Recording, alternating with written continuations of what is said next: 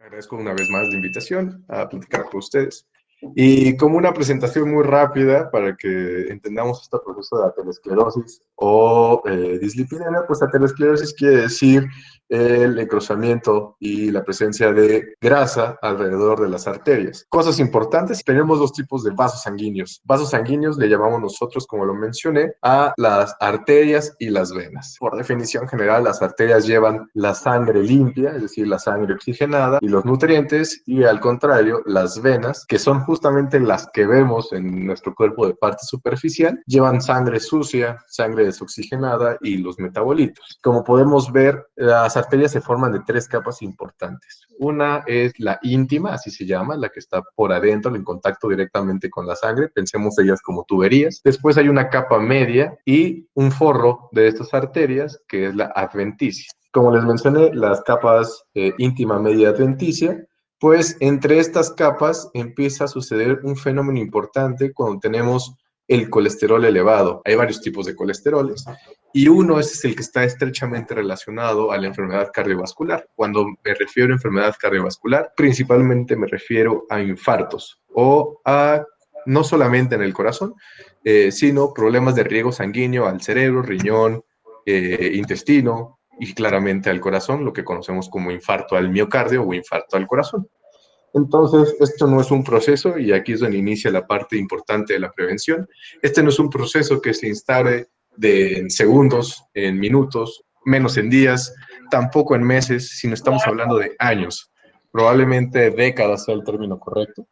Y entonces lo que sucede es que existe un estado inflamatorio, aunque suene extraño, así como cuando nos torcemos el tobillo y se inflama el tobillo por la lesión, las arterias se inflaman cuando hay demasiado colesterol. Y entonces eso permite que las células de la íntima, es decir, de la parte interna de la cubierta de la tubería, se empiecen, digamos, que a abrir. Y en ese momento, nuestros amigos, las grasas, entran justamente a esta pared. Y entonces, como podemos ver, se empieza a acumular por adentro de la arteria hasta que llega a un punto de dos cosas importantes, ya sea que la grasa que está aquí acumulada ocluya completamente la luz, es decir, el hueco o de la tubería, o bien, peor tantito, que se rompa, porque deben de saber que esta parte es muy frágil y entonces tiende a romperse, y esto es lo que sucede cuando nos infartamos. Está una placa, así le llamamos, una placa de ateroma, encerrada, y de repente se rompe.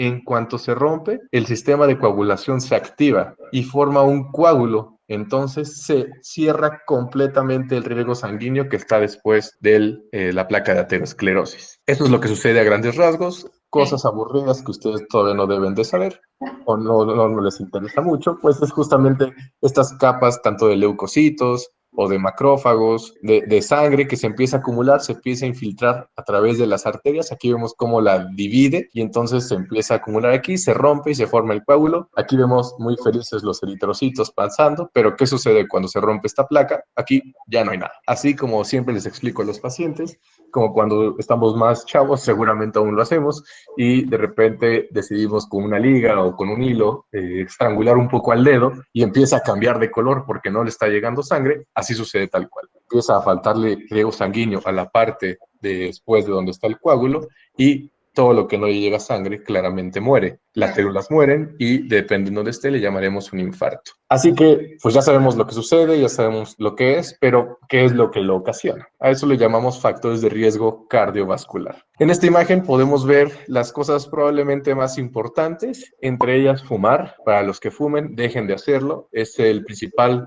factor de riesgo cardiovascular modificable de estas enfermedades que les acabo de comentar. El alcohol a grandes cantidades. La edad, solamente por tener más años vamos comprando boletos para infartarnos. Evidentemente compramos más boletos para un infarto con una mala nutrición, más boletos si somos gorditos, más boletos pedimos para la rifa de un infarto si tenemos predisposición genética, si no hacemos ejercicio, y algunas infecciones importantes como el COVID. Asimismo, si somos diabéticos, compramos muchos boletos. Este nos da una promoción de grandes boletos. Y la dislipidemia o alteraciones en los triglicéridos, en las grasas, como es el aumento de LDL, así le llamamos al colesterol malo, y HDL bajo, que le llamamos al colesterol bueno. ¿Cuáles son las consecuencias de todo esto? Pues vimos en muy pequeño zoom de cómo funciona el sistema cardiovascular a nivel de las arterias, pero ¿cuál es la implicación clínica real? Si se te tapa una arteria del corazón, le llamaremos que tienes un infarto al miocardio. Ahora bien,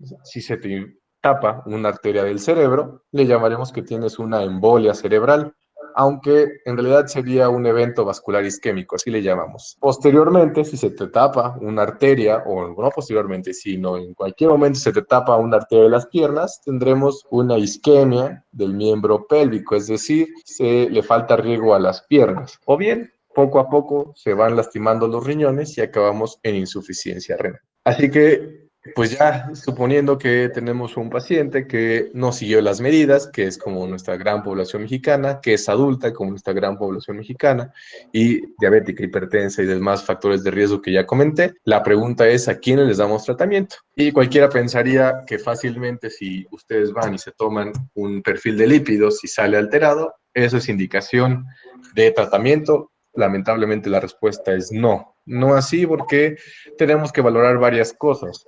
Uno de ellos es los demás factores de riesgo cardiovascular. Es decir, yo puedo hacer ejercicio, buena alimentación, no diabético ni nada, y solamente por herencia tener triglicéridos altos, LDL alto, HDL bajo, es decir, los tipos de colesterol mal. Y entonces, únicamente mi riesgo cardiovascular dirá si es necesario o no hacer alguna medida terapéutica, es decir, dar algún fármaco. O Sí. bien tenemos medidas no invasivas para saber si realmente ya tenemos enfermedad para tener que dar tratamiento. Un ejemplo que empieza actualmente es una tomografía y aquí lo que se hace es ver las arterias coronarias, es decir, los vasos que nutren el corazón y si están llenos de calcio, asumimos que tiene una enfermedad aterosclerótica. Entonces, para que ustedes entiendan justamente la parte de aterosclerosis, siempre les digo a los pacientes que es como una casa.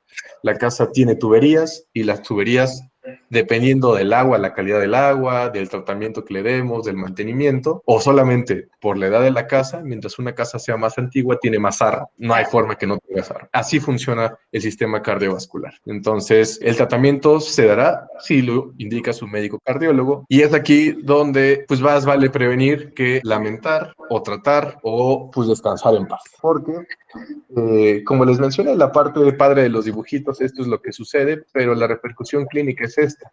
No es tan agradable dar exposiciones como un paciente que se infarte y que después no pueda dar pasos para caminar porque le falta esa función de bomba del corazón. Tampoco está nada padre un paciente que deje de mover la mitad de su cuerpo, le llamamos hemiplegia, porque se tapó una arteria del cerebro que controla justamente el movimiento de la mitad del cuerpo. Tampoco está nada padre, paciente que tiene que estar conectado a diálisis, y esto es una diálisis sanguínea, no es peritoneal, así que este le fue bien. Y tampoco es padre que no puedan caminar, porque como se tapa la arteria, entonces cada vez que caminan no puede dar el riesgo sanguíneo y duele caminar, y entonces se limita la calidad de vida. Y probablemente en este contexto, pues lo menos pesado que podamos pensar de quedar en secuelas, pues evidentemente es morir por cualquiera de estas causas que les comenté. Muy interesante lo que mencionas, que no basta con un estudio de triglicéridos para diagnosticarse hipertrigliceridemia y empezar a tomar un medicamento para tratarlo. Mucha gente suele automedicarse. También mencionaste los factores de riesgo modificables, tomar, fumar, dieta y ejercicio. ¿A los cuántos años de cambiar nuestros hábitos podríamos decir que estamos recuperados al 100%? ¿O eso no se puede? Pregunta difícil porque lo que se lastima, así como en el corazón, normalmente ya, así como en el amor, ya no queda igual.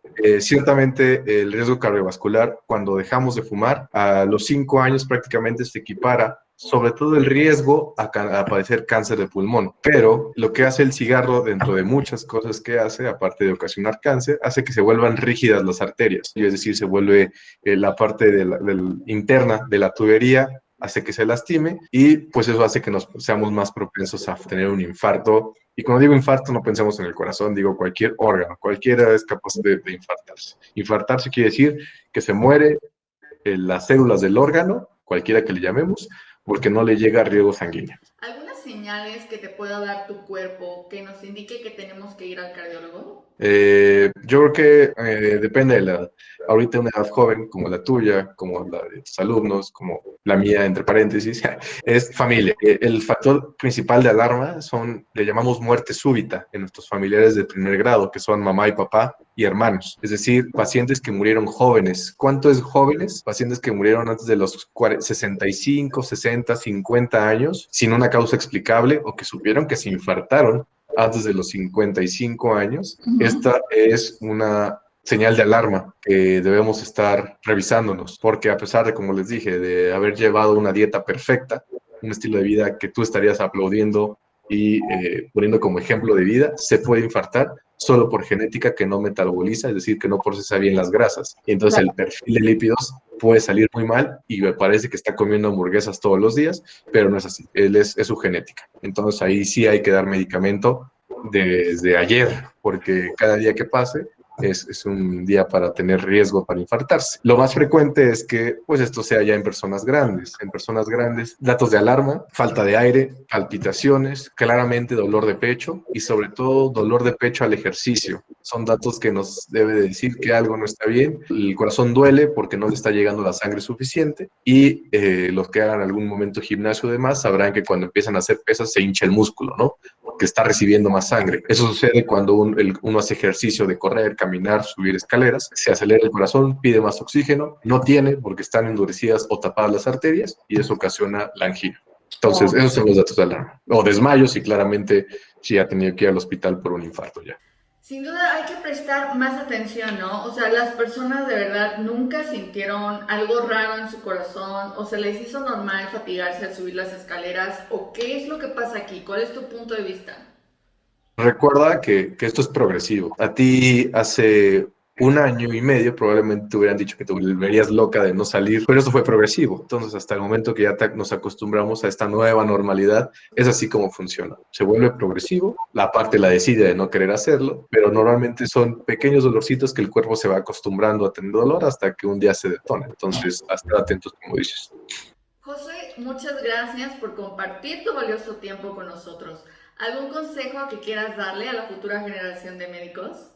Bueno, pues hagan lo que les guste hacer. Cualquier cosa es lo que es bonito si te refieres a la parte de escoger carrera.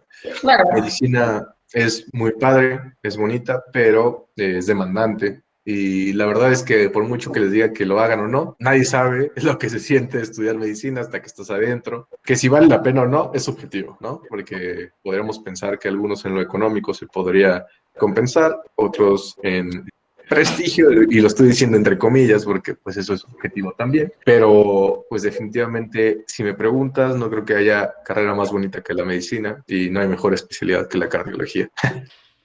Claro, consejos sabios de alguien que ama su carrera. Sí, qué bueno, imagínate si no, ya estaríamos llorando aquí. Si te gusta, hagas lo que sea, dale con todo y seguramente hagas lo que hagas, hay que ser siempre el mejor en lo que hagamos, así que Exacto. esa es la clave del éxito. Clase, tanto que debemos de saber para tratar enfermedades tan complejas como las del corazón. Y es por eso que un médico pasa años especializándose para siempre dar el mejor tratamiento. Recuerda que durante el curso estaremos revisando diferentes perfiles del campo de la salud, para que los conozcas desde una perspectiva de personas que trabajan con pasión y con ética.